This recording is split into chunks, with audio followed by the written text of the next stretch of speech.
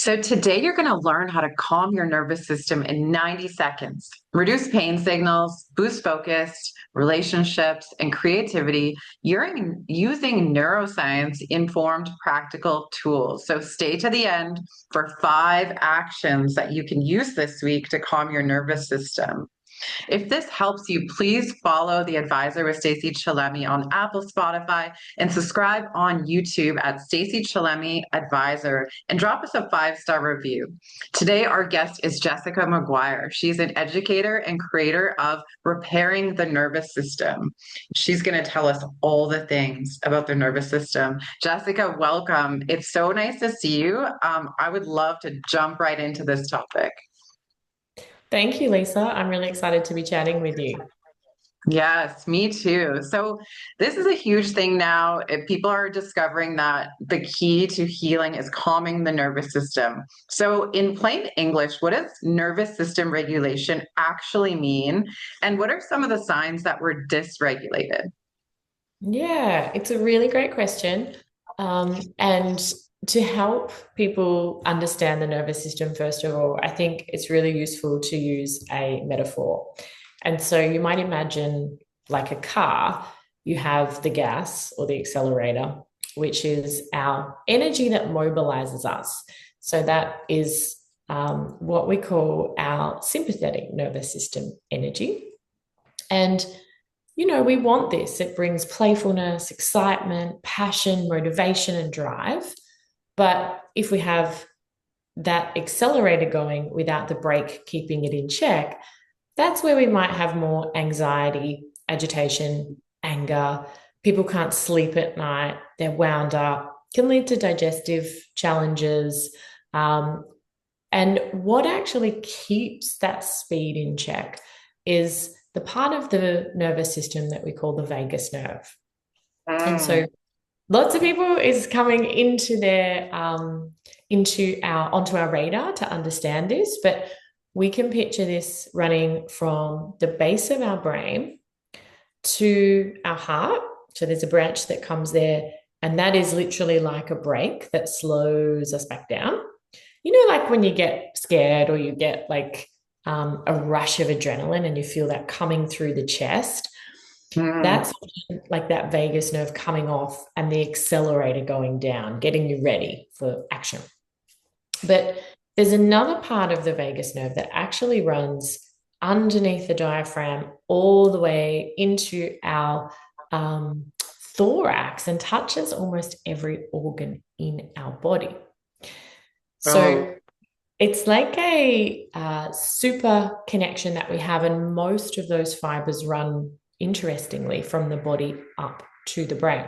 But to stay on track here, we also now know, we used to think of this like nervous system as accelerator, brake, like it was really simple. But what we've since learned is that in the face of traumatic stress, we might pull on our handbrake.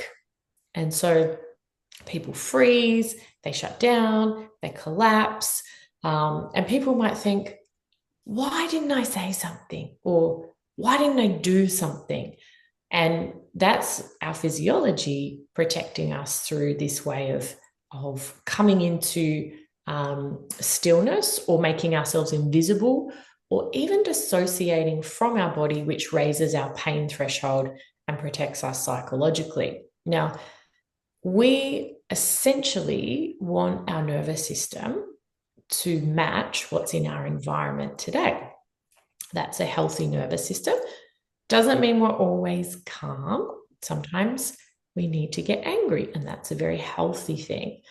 But dysregulation is essentially where we have the gas down all the time, and we've got mm. anxiety, agitation, can't sleep, or we Is it have the like that underlying buzzing feeling that like you just like when you're relaxing, you can't relax because you're just like, like you just feel like that underlying anxiety? Is that kind of what it is? that is absolutely a large part of what people will experience when they're in that chronic sympathetic nervous system state. But for a lot of people, and this is only recently what we've talked about, they don't have enough mobilization and they're burnt out, they're flat, they're depressed, they feel like a sense of hopelessness and disconnected. So dysregulation can go either way. We have too much mobilization, which is the accelerator, like we just said, or the handbrake's on and they have too much immobilization. And we can train our nervous system to help us come back towards regulation, where we're going at the right speed for what's happening. It's really that through a process called neuroplasticity of how our nervous system changes from experience that we tend to move to either one of those states following something that's happened in our life that could have been traumatic. Right. So you teach something called the window of tolerance. So can you explain that a little bit? And how can someone know when they're out of it in real time? Yeah, for sure. This flows on perfectly from what we just said. So if we look at a band, like a window in the middle, we could say that that is where we are regulated and that we are going at the right speed for the road we're on. So our nervous system is flexible. We might feel calm, but typically what it is that our energy is stable. So even if we have ups and downs, we might get an email from our boss that says we need to talk and we feel a bit nervous. It's not that we're in panic and it's not that we move into freeze. So that window of regulation is really where we feel our best and we feel connected to other people. So we access something called our social engagement system. And we don't actually speak in a calm, whispery voice when we're really calm. We hear this prosody and change in rhythm and pitch. Now, that's our social engagement system and our voice that will be in that state as we're inside our window. Now, if we face a stressor or a threat, it's healthy for us to mobilize energy and meet that threat or challenge. But if, like we said, we get stuck with the gas down or the accelerator down, we can then move above the window to that sympathetic state or the mobilization. Or for some people, like we said, they can move below the window where they don't have enough energy and they freeze or they feel burnt out or depressed. But that window's width can change. And a lot of what we do through training the nervous system is to widen that window, not so that we tolerate life, but more that we have the capacity to meet what's happening as it is today with the right energy inside of us. Yeah, because if we're dysregulated, like something really simple can set us off. I find that if I'm in a mood or if I'm like anxious and I get an email from someone and they want to talk to me, then like I go a spiral. I start panicking. Maybe you could give us like a 90-second reset, like a listener can try today that can help them deal with everyday stressors in a more regulated way. Yeah, for sure. So, one of the things that I really love with the nervous system is helping people come back to feeling connected to their body. So, if we're in that anxious state, sometimes it's like sensations feel too big, and we Yeah. are particularly feel them like in our chest and our shoulders. And for some people, when they're in the other state of immobilization and there's a disconnect, they can't connect with their body. Now, I said before that most or 80% of the vagus nerve fibers are running from the body up to the brain. So we can engage those, and also using our breathing brings it in through something called a practice of VU. And it sounds really funny, but it's a great one to do. So what we think about doing is making a really low vibration sound that will feel through our belly and our chest, and that will help us connect with our body. But we also have an extended exhalation, which brings in the vagus nerve. So if you imagine there's like a really big boat or a ship, and it's coming home to dock. And as it comes in, it sounds its horn. And the noise sounds something like "boo." Mm-hmm. So as we do that noise, I can feel the vibration in my belly. And so that helps me to connect back to, we call it technically interoception, which is our sensory systems, but it sends a message up to the brain that everything's okay. And that's Mm. via the vagus nerve. Now, we also have the long, slow exhalation with the VU noise, and that also helps to bring that break back in on our heart and slow us back down. So it's a really nice way that we can shift our state and come back inside our window. That's interesting. It's like the humming, right? It stimulates the body and that vibration can calm the body down. That's interesting. I'm going to remember use that next time I'm feeling a little bit anxious, especially in traffic. Traffic is where I go crazy sometimes. Like literally, I need that so much. And it's such a simple thing we can do because we're sitting there anyway. So why not try breathing, right? So Yeah. what is the difference between coping harder and regulating smarter? Oh, this is such a good question. Um, when we look at what we're trying to do when we come back inside our window of regulate or window of tolerance, it is really something we call self-regulation. And self-regulation isn't that we force ourselves to calm down or change how we feel or try and feel a different way. It's really our ability to listen inwards to our bodily signals, our emotions, and then meet our needs in very proactive ways, meet our emotions, meet our physiological needs. Now, if we look at what an emotion is, we're really looking at it as being something that's made up of two or more bodily signals that the vagus nerve carries up to the brain. And then it's how our brain appraises those sensations. So it might say, oh my gosh, my heart, oh, it's beating so fast, something really terrible is going to happen. Like thinking of, say, the email Yeah. from us. Now, if we're looking at coping harder, we might do things that we think will help, like just get on with it. You need to stop being so sensitive. Kate had something like this happen. I don't know why you're trying to worry about it so much. So these are strategies that our thinking brain or our outer part of our brain or our cortex, it's trying to shout louder than our bodily sensations. And so we get Mm. this tug, we get our body saying, well, I'm going to get louder because you're ignoring me. And then we get more shouting from our brain. And that's really what coping harder brings, more struggle, more resistance. Regulation then needs to be an ability to listen to what is actually happening, what is actually true for us.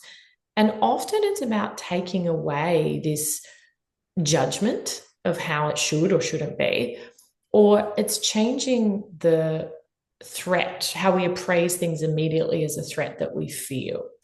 Now, I think for so many people, they don't know how to have the capacity to be with anger or irritation. And so Right. they leave things, they leave things, they leave things, and then they blow up. Yeah, literally. If in the first place they just went, this is actually not okay with me. I'm going to let Yeah. these sensations come through. What is the real deeper insight that I get from this? And then we have an action that we can take from that early on that brings us back to self-regulation. But coping harder is really just stuffing it down. I'm not listening. And then it ends up coming out sideways anyway. So it's really to do with how we communicate with our brain, of either shouting louder or we bring our body and brain into a state of working Right. What that makes me think of is um a lot of people when they get anxious or they start feeling those negative emotions, it's like they try and do more things to distract themselves from it. And that just makes it worse. And instead of like sitting with it and feeling it and distinguishing it, they just like keep going and going and going and going. And then what you said is perfect. Like they literally blow up. Like it takes one simple little thing. Like I remember when I was super anxious a couple of years ago and I was so dysregulated, I burnt toast one morning and I just lost my mind.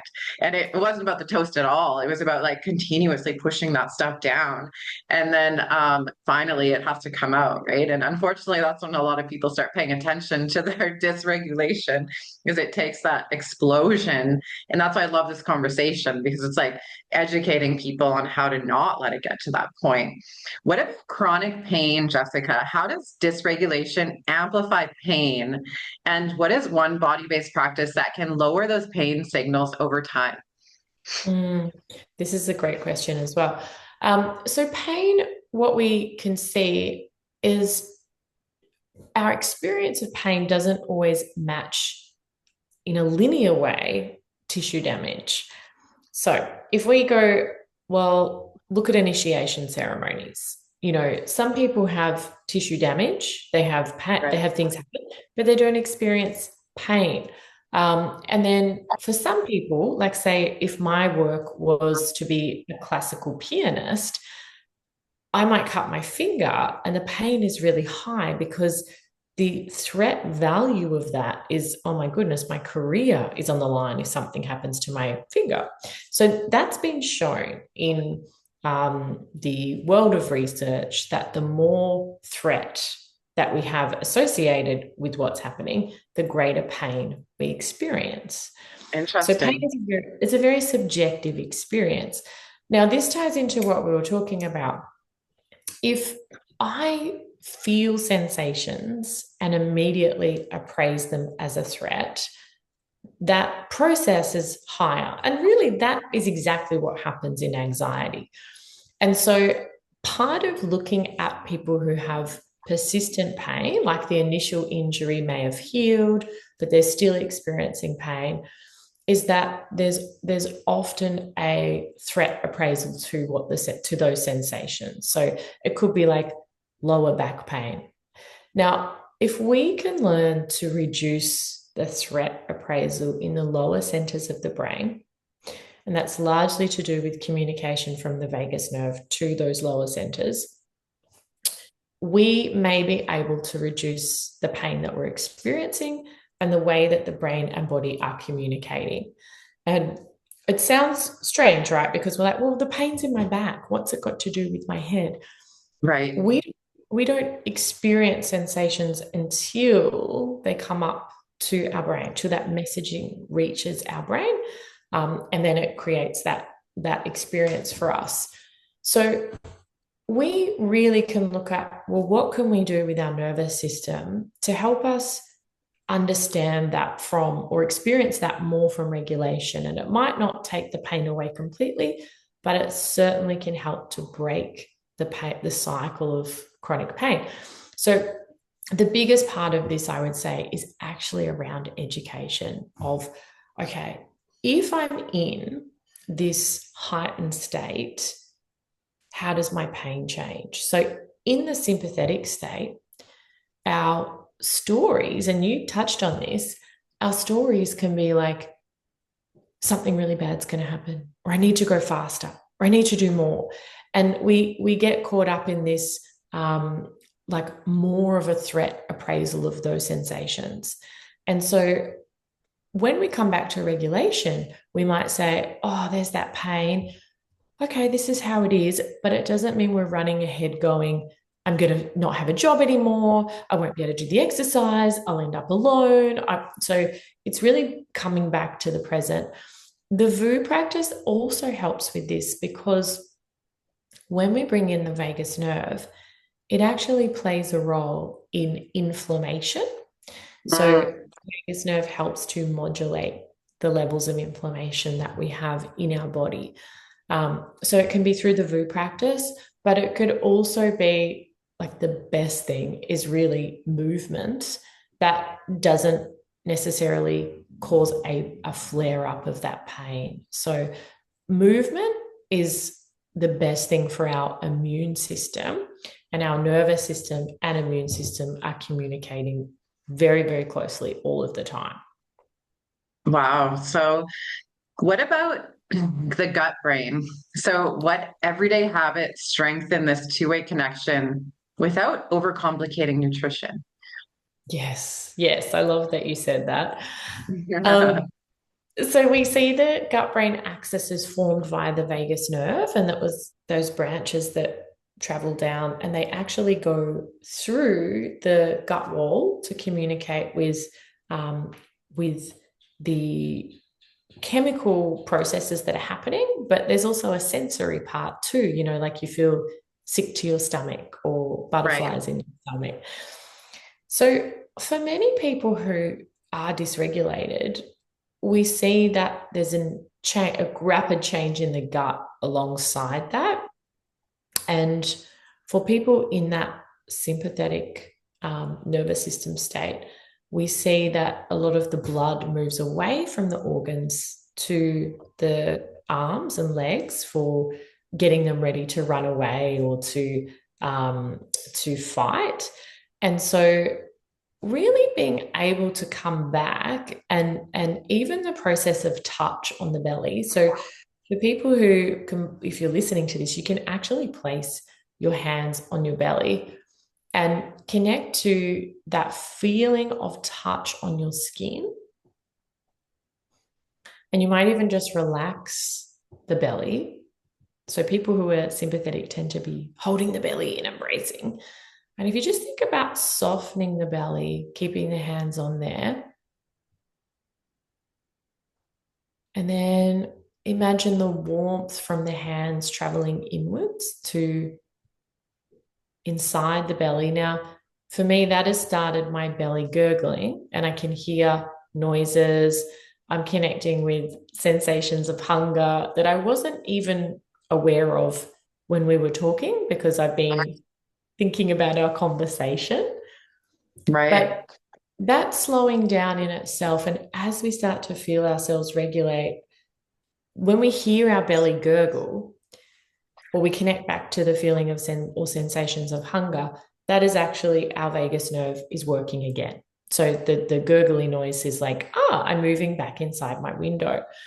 But from a nutrition point of view, there's a lot of really exciting research that's coming out on prebiotics and probiotics, which a lot of this is in our foods. The prebiotics is more our fiber rich foods. And then our probiotics are largely our fermented vegetables and dairy products. So trying to keep this very simple, but that they're great ways to support the nutrition of our gut and allow our nervous system to shift towards regulation. And there are some early findings in research that looks promising around the link between probiotics reducing both anxiety and depression. Very interesting. What about relationships? So, what is co-regulation, and what does it look like between partners, parents, and kids, or even teams at your workplace?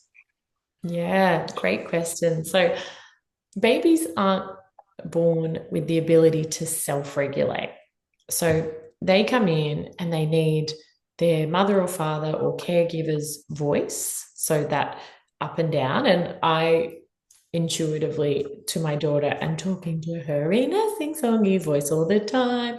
Or people come home and they see their dog, and they're like, who's a good boy? So it's Yeah. like we naturally do this anyway. But through the sound of our voice, the rocking, the soothing, the swaddling, all of that is co-regulation. And then over time, a baby develops its own ability to self-regulate. We're looking at 3-4 years old. And then we are considered that we, are able to self-regulate. However, our need for co-regulation doesn't end there. So as you're talking with somebody, you are actually entering a feedback loop of connection. And so Mm. through our social engagement systems, the sound of my voice, the expression on the face, particularly the upper face. So when the vagus nerve engages, we hear the voice come in to have that prosody. We see that there is more expression around the eyes. So, you know, people who smile and their eyes smile too, and you feel that warmth, that is co-regulation. It's through expression and listening. So, if we are in our window of tolerance, the muscles of our middle ear change to detect the sound of the human voice. If we're outside of our window, we are more listening for predator sounds. So we can't really connect, negotiate, or have a good conversation. So co regulation is where people start to sync. Now, what's interesting in business and a person in a position of leadership is that from the leader, the people around them, their heart rate will start to sink towards the leader's state. And it doesn't go the other way. So the importance of Interesting. the importance of working with somebody who is regulated is very important. But we will see this in relationships. And, you know, as a clinician, I used to think the most important thing I could do was my great ability to educate or my skills to do hands-on therapy. But it wasn't. It was actually to offer this regulating presence for somebody, and that would shift their nervous system. Yeah, it goes a long way. Hey, like if I'm around someone and they're super anxious and scattered, and if they're in a leadership role, then I feel panicky. I'm like, well, I should be doing something, and you almost want to like go help them. But if they're super calm and super regulated, then it just feels like easy, and you want to be around them, and you want whatever they have, kind of thing. Like you can really Yeah. notice a big difference. What about focus? So for high performers, what pre-work ritual reliably flips the brain into a focused mode? Yes. So if we go back to our three states where we said we've got our regulated window of tolerance, and above that, we've got our sympathetic mobilization. And this is why there's a bit of a challenge when we're telling people to calm down all the time, because for a lot of people, they actually need to bring their energy up to perform at their best. So we can say peak performance comes from a blended nervous system state, where we have, if you imagine it's like blending two paint colors together. So we might say we've got this yellow regulating energy, and we blend it with a little bit of red mobilizing energy, and that gives us the color orange. Now, this state is technically called the state of play. And whilst we assume play is childish, it's not at all. I'm in this state talking to you right now, Lisa, because I love talking about this. I get excited, but it also is what allows me to have a faster reaction time, to stay focused. It gives me endurance, it gives me passion and purpose. So we need this mobilizing energy to come into our system and keep it in check with regulation. It's a little bit like in the car, you want to go past someone, you know, and you're like, I need to speed up to get around them. Right. So, for looking at this, I would encourage people to consider what moves us into that state of play. Now, for some people, it's very movement based. So, it could be something like getting up and letting the body move in like a dance and using music to mobilize. For some people, it will be literally their workout, you know, like lifting weights, it could be surfing. But often when we do something with somebody else, like I use a lot of humor, a lot of comedy, a lot of childish humor to help come into that state of mobilization, particularly with my team. So if we are getting a bit like intense, serious, and it's probably going too much to that escalation of mobilization, bringing in humor to just bring that regulation back down, but keep the mobilization there can work so, so well. But we can use our breath in ways. So a shorter, sharper breath, as opposed to a long, slow breath, will actually bring in more of that mobilizing energy as well. Mm. So What about recovery? So a lot of us are going from the moment we wake up to the moment we go to sleep. So how do we include like little micro recoveries into busy days so we don't crash at night? Mm. Yeah, so from what I've seen a lot through students is that when they start connecting to their body and what's happening with their body through the day, they realize that they've got their shoulders up, they're holding their breath, there's tension in their neck, and they're driving this mobilization all of the time through what's happening in the body. So, I mean, if people are listening to this and just put their hands in fists, bring their shoulders up, clench their jaw, you will start to feel that mobilization come in because the vagus nerve is being inhibited. That's because the body is sending a message to the brain that there's something wrong from the body. So, a lot of the time, it's about checking back in and saying, well, how am I holding this?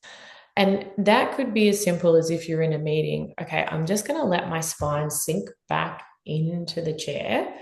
Nobody knows that you're doing it, but just tune into that feeling of, okay, the chair is actually really supporting my spine here. It's supporting my weight.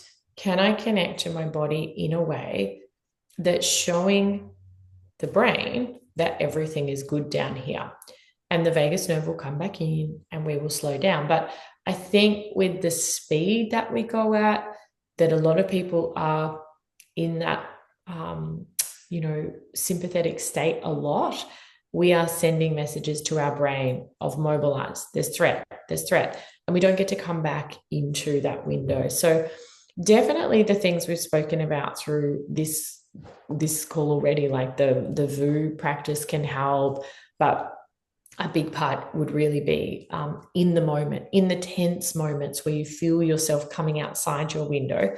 Try and bring yourself back then, rather than thinking about, well, I need to do 30 minutes or 60 minutes of meditation or looking after my nervous system. It's more what we're doing in the moment that will preserve our energy. Do you have a small daily habit that you go to that has like the largest compounding effect? Yes. So because I work and then when I come home from work, I switch into mum mode. There Yeah, isn't your a lot two-year-old. of time. There isn't a lot, and then she wakes up in the night sometimes as well. So there isn't a lot of that off time, but I will wake up before her. It's what I know I need is just time to clear my head from being in task mode. And so we live pretty close to the beach, and it's as simple as walking 10 minutes to the beach and putting my feet in the ocean. I find that that has been the main thing to really help. And it doesn't need to be long, but it's just that moment to clear all of the busyness. And then I set an intention for the day of what it is that I actually not want to achieve, but the way I want to approach life. And yesterday's was to reduce the expectations that I tend to put on myself that create this mobilization, and just allow less pressure, because I think it's so easy in our world to see, or to feel like we're just not making it to where we should be. And I think that's just a habit of our mind. So that's the intention that I set yesterday. Yeah, oh my gosh, like every entrepreneur in the world has all these expectations on themselves. We are so hard on ourselves, and that small little moment that we get to just release all of that, it sounds so beautiful. I wish it wasn't winter where I lived, and I'm craving the beach. So I'm curious about like I know their nervous system is so complex and it's so much more complex than people think. What is one common mistake people make when they start nervous system work, and how do you avoid it? Hmm. I love seeing that we're talking about it in the mainstream now. But if we're looking at really changing, lasting change, I think we need to shift away from thinking of being able to hack our nervous system or having a one and done. It's to create change after, say, a traumatic event or something that was incredibly stressful, like, it could be a divorce or it could be the loss of somebody. We really need to look at that in line with the principles of neuroscience and neuroplasticity, which is saying that we need about a 6 to 8 week window of practice with high repetitions and that are specific. So people say to me, well, what's the one best resource that I can use? And the reality is it depends on what state you're in. So like we said with the breathing resources, we can look at slower, longer exhalations to calm down. But for somebody who's already depressed, who is in that state of freeze and shut down, using a slow, deep breath with a long exhalation can make them feel even slower. So we want to look and understand our nervous system states first, and then get to understand our resources. But really what we're doing is training our nervous system, not trying to hack it, not trying to have, one big release of everything and we're fixed. It's more about looking at what we do for the long game, just like going to the gym. It's there's no real quick release or cathartic thing that's going to have us healed forever. Yeah, I love that you said that, because one of the things I'm seeing a lot on, social media is all these like quick fixes, like do this today and you'll feel better tomorrow. And it's like in reality, if the system is in fight or flight for a really long time, it's not going to take one day to unwind. Like it's a constant practice of regulation and realization, and what a cool process to really connect with yourself. It's like when you start to discover and recognize, oh, I'm feeling this way. Now I have a tool that I can use to regulate myself. And then, I don't know, it just gets easier and easier. What about a myth? What is a myth about the nervous system that you would retire today if you could? I kind of touched on it with the hack your nervous system, haven't I? Um, that would be probably the biggest one. We see a lot with like cold plunges and things, and Yes, they absolutely can have a place for some people, but for a lot of women, they're not the right resource. I hate them, me too. and don't use them at all. But for some people, they're really powerful. But I think we've got to look at this as taking it as an approach for people that considers their specific circumstances. So yes, that would be the biggest one for me, is like the hacks of, well, if I do an ice bath every day, I'm going to be healed. And whilst for some people that's helpful, I think the blanket statements for everybody are not so helpful. Yeah, I've heard, I mean, I haven't done a lot of research on it. Maybe you can help me out, but I've heard that it's actually could be bad for women to do those cold plunges. Yes, exactly. And there's a lot that comes through from, our constitution, but simply the research that's been shown just isn't there from a female perspective. So, for many people, it can actually increase a lot of anxiety, and the idea is that when people get out of the bath, it's thought, well, there's a reduction in from that heart rate going up to coming back down. But we can get the same thing from exercise. We can Right. get the same thing from things that really nourish us. It doesn't need to be that we get into freezing cold water.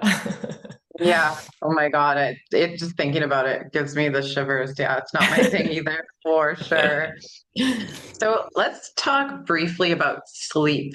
A lot of people struggle with sleep, and I know a lot of people who they feel like all of a sudden it's nighttime and they're like wide awake and they can't Mm. get to sleep. So, what is some of the things that you do to regulate before you go to bed at night so you can sleep better? Yes. So sleep is one of the windows into how the nervous system is functioning for sure. And we need to wind back that sympathetic mobilizing energy to get to sleep and to stay asleep. So if we think about the state we need to move into, It's another blended state like play, where we blend the regulating energy of the nervous system with that immobilization. So we can safely come into a state where we feel at rest.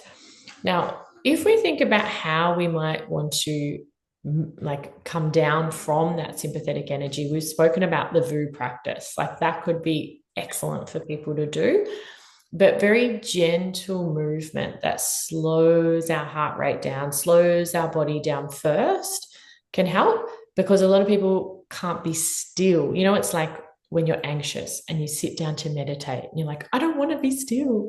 Yeah. We don't have to force ourselves. We can actually move and allow that energy to dissipate and then come into stillness.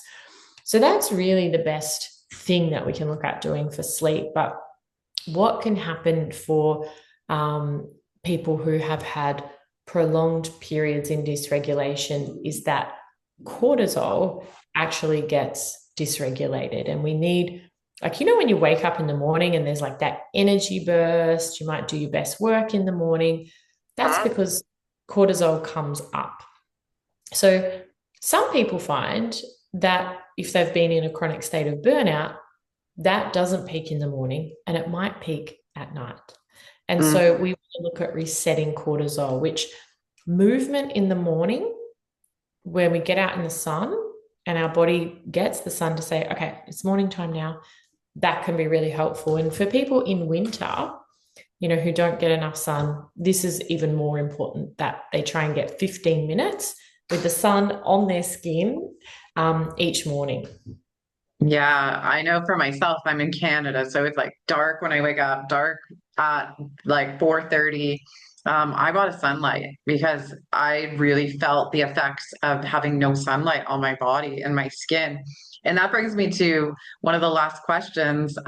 Does lighting have any effect on the nervous system? I've been hearing more and more about infrared lights being bad, and how different colored lights can actually help regulate your nervous system. It's a good question. I think it's quite early on for us before we can make any, you know, real strong claims with the research. But it ties in again to what we're speaking about with cortisol. So we can say the nervous system and our endocrine or our hormonal system speak really closely together. And part of that light can help to teach our hormonal system what the rhythms of the day are. So we can Got it. use light in replacement of the sun in those cases. And looks, a lot of people find that really helpful. And I think it's worth considering if, like you've said, you know, you're waking up in the dark and it's dark as well at 4 o'clock, like there isn't enough of that. So something again on an individual basis to definitely consider. Yeah, for sure. So we promised the listeners 5 concrete actions that they can do to regulate and feel better. Do you want to go through 5 different things that they can do, possibly even this week if they want to start? Yeah, so we've touched on understanding that window or the states first of all as the basis. So Right. what I would really invite people to do is to consider how they connect to their body through the week to try and work out, well, what state am I actually in? So this isn't a cognitive experience. It's very much connected to sensations, emotions, and urges. Like, I've got to go faster, quick, I've got to hurry, I'm running out of time. And there's often a story that will follow that state. So the second piece can be looking at as our stories arise, like there's not enough time, or I need to go faster, or something terrible is going to happen, really just being able to look at what state that might be tied to. Now, for people who either tend to be anxious or dissociate from sensations and cut off, the VU practice is a really wonderful way to try and connect to that. For people who want to look towards the peak performance, we've also talked about using play or a way to mobilize energy.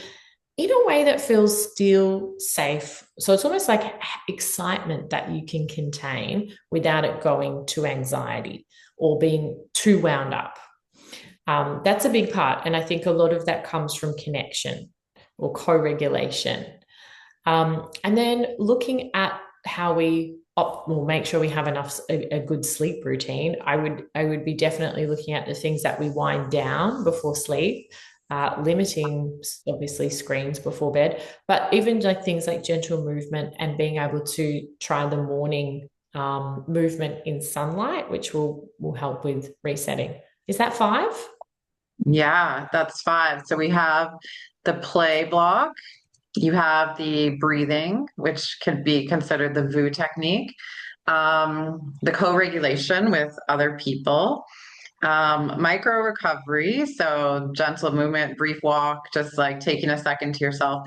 And then I think one more I would add is what about like two alarms or something, like actually checking in with yourself? Because I know people who are super busy, they always forget to do it. They're like, oh, I forgot to do it. So when I started regulating mine, I actually set alarms during the day. And I was like, okay, this alarm is so for me to check in. How are you doing? What's going on? And then I would get to move on with my day.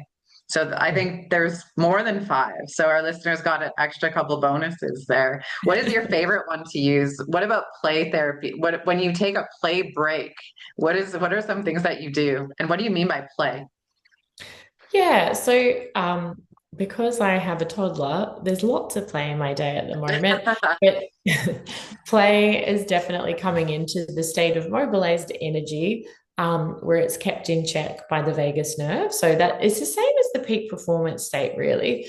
But for a large part of what I'm doing with my daughter will involve the back and forth, so reciprocity in the way that we connect together. But she is the biggest dance and music fan, so that's a lot of where we're spending our time. But this could come from pets, like the back and forth, like of even a stick throwing or a ball throwing. But it can be adults as well for like karaoke.